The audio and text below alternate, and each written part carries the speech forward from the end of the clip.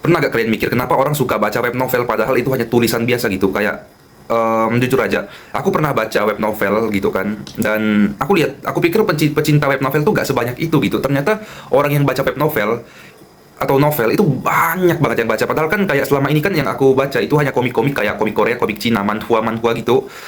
Hanya itu aja karena itu ada gambarnya dan aku bisa melihat visualnya gitu, karakternya, kejadiannya segala macem.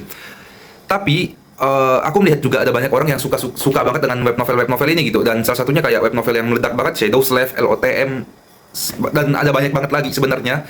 Dan aku sempat mikir kayak apa sebenarnya yang mereka suka dari web novel, itu kan hanya tulisan. Dan setelah aku coba baca, jujur aja di awal itu pusing banget di awal pertama kali baca web novel. Tapi mungkin salah satu yang ini mungkin pendapat opini pribadi aku ya, alasan kenapa seseorang bisa baca web novel, mungkin mereka bisa memvisualkan, mereka memainkan imajinasi mereka saat mereka membaca. Otak mereka tuh bisa berimajinasi, menggambarkan karakter tersebut, kejadian tersebut dengan sedemikian rupa menggunakan imajinasi mereka gitu.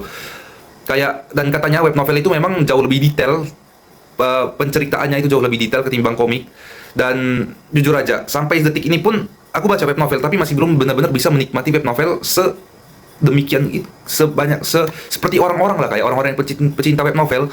Aku masih belum bisa menikmati web novel seperti aku menikmati komik dan juga film atau anime gitu.